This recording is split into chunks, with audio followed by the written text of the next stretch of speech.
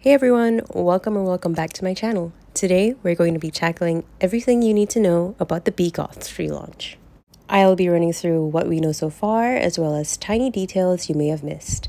Then what we can expect from the brand's return and how that relates to the collector community. As always, feel free to toggle the timestamps down below. Honestly, I couldn't be happier at how successful the Kickstarter for Back to Begoths was. The Kickstarter wound up being 135% funded, which is amazing. On screen, you can see what this means in actual figures. The currency shown is in Singapore dollars because that's where I live, but there's a little bubble where you can see the figures converted to US dollars for ease of reference. Striking 135% means that we hit all the stretch goals. Now, everyone who backed the project will receive a bonus exclusive sticker. Everyone also receives all 15 bio cards for the dolls in Series 1 through 3 of Classic Begoths. These bio cards were never available before because they only gave out bio cards from Series 4 onwards. Lastly, if you purchased a blank canvas doll, each one will now come with a blank bio card for you to customize too. The Kickstarter orders are expected to ship out sometime around September 2026, but they have mentioned that they're doing their best to expedite the process. From the Kickstarter, we saw the return of our girl Storm. Quick catch up for those uninitiated. Storm is sort of the poster girl for the brand. She is the only character to get a release in nearly every single series, save for Series 7. Two versions of her have been confirmed for Back to Begoths Series 1. That's the standard Halloween Storm on your right, and the Kickstarter exclusive Halloween Storm variant on your left. If you're unfamiliar with Begoths, variant releases occur more often than not. Quick side note, the picture on the right is just a photoshopped version of the picture on the left because the prototype for the standard version wasn't ready yet, so that's why you might notice that the hair feelers on the standard version are the same as the exclusive version, but really they just haven't been painted over yet in Photoshop. Fun fact, the Kickstarter variant also glows with UV light. This kind of feels like a cool little nod to their past dolls with the same technology, like Susie Sin and even some of the figures that were glow in the dark. For those of us keeping score, it seems like 1,184 pieces of the exclusive variant are going to come into existence, barring prototypes and samples, of course. If we're getting really technical, I'm not sure if the team will round this number up and if they have their own dolls included in here or not. But anyway, I love both of the Storm variants, and words can't describe how excited I am to have them. Of course, I ordered both of them in the bundle. Begoths has also been teasing us with a completely new character, Harlow Hextress, which, by the way, is such a cool name.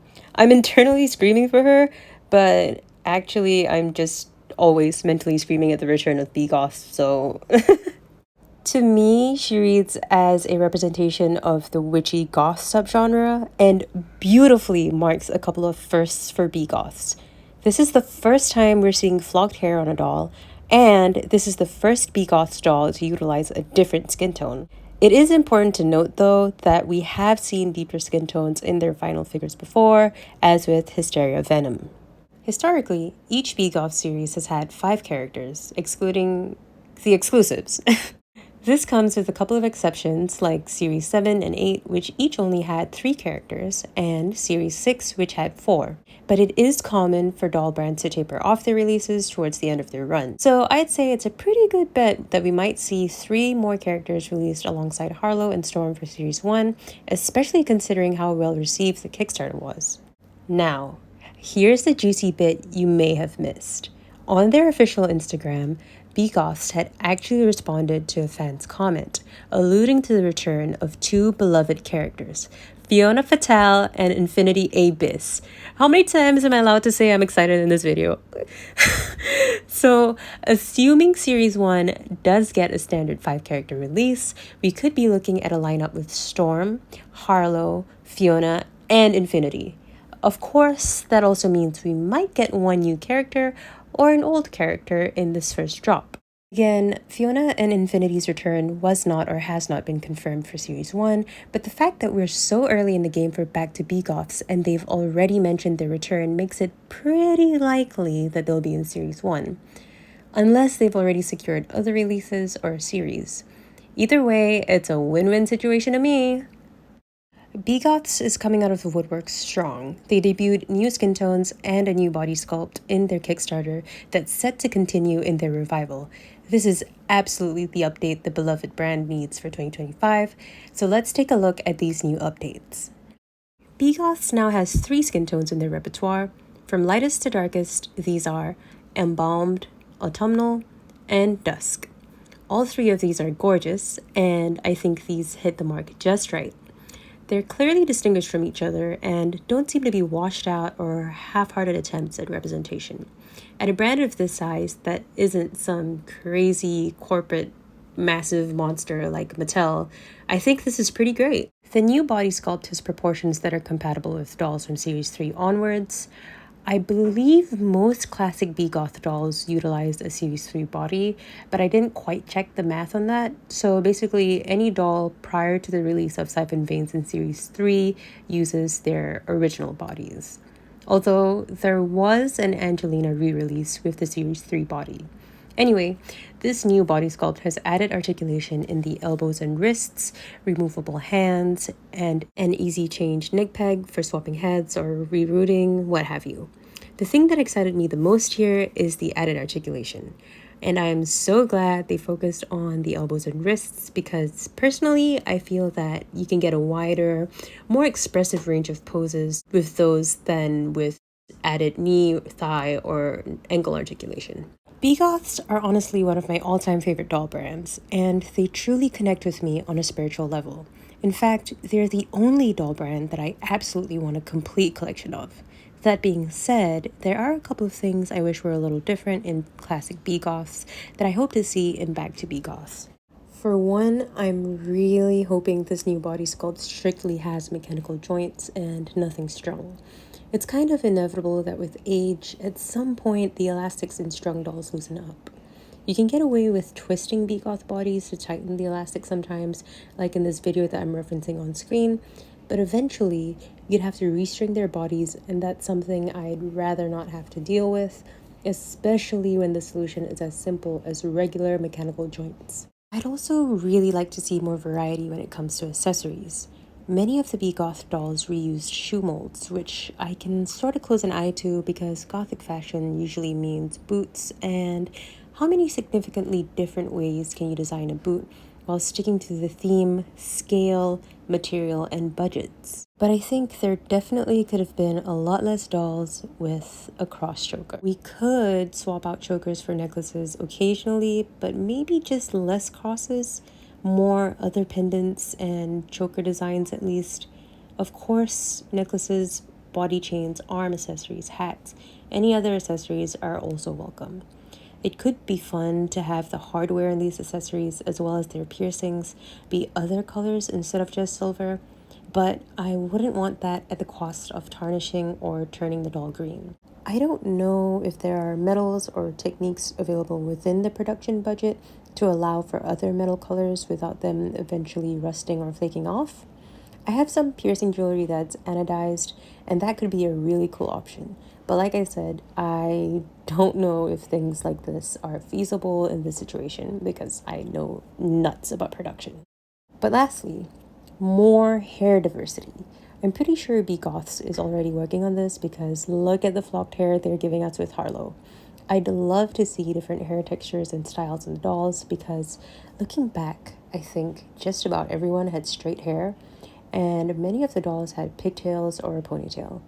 Sometimes I'm tempted to restyle my Begoths because they inspire me so much, but I really like the idea of keeping them in their factory hairstyle. It's sort of like a physical embodiment of the artist's vision, especially if I only have one of that character.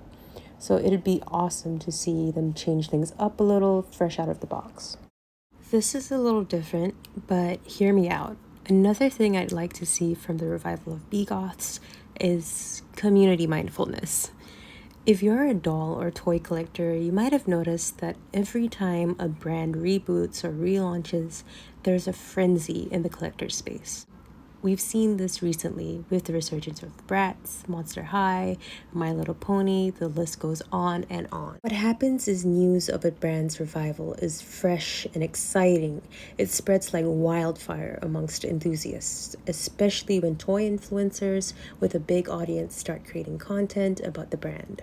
More people now have these dolls on their radar, which is both good news and bad news. In short, it's great because we get more people in our community, more people discover a brand they love, which also leads into more funding for the brand, lengthening their lifespan, and ultimately more dolls for us.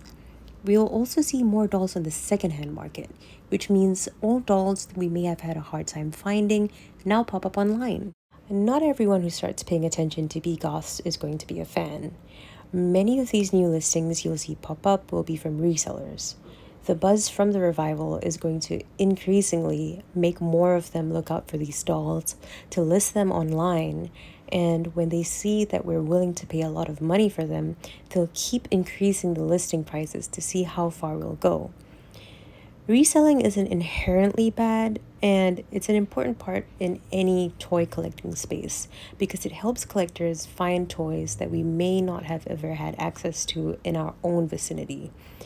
But it can get out of hand if we let it. Prices are skyrocketing, and if you're like me and you don't want to pay astronomical prices for these little plastic women, there are a couple of things we can do together.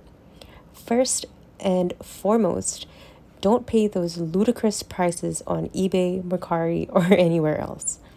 There are literally Begoth doll listings for $1,000, $2,000 up now. Remember, these dolls, as niche as they are still mass-produced, not one-of-a-kind dolls, and retailed for around $30 only 20 years ago, which is really not that old in collector spaces. It's only just turned vintage, and only by eBay's definition of the word. The beautiful thing about Begoth awareness spreading is that there is a flood of listings up online now for them. I don't think I've really seen this many listings for these dolls like this. The supply is rising, and we can use this to our advantage. You'll see multiple listings at once for a doll we would typically consider somewhat rare. This means if a seller wants to get rid of their stock to clear up space and turn a profit anytime soon, they'll have to price their doll competitively so theirs gets bought up before another similar listing. If you are looking to purchase a doll but prices for her haven't dropped yet, consider purchasing or trading within the Begoths community.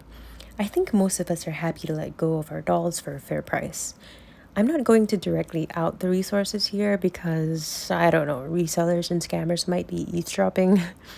But you can always drop me a message on Instagram at @AndraGorgon if you're struggling to find relevant forums.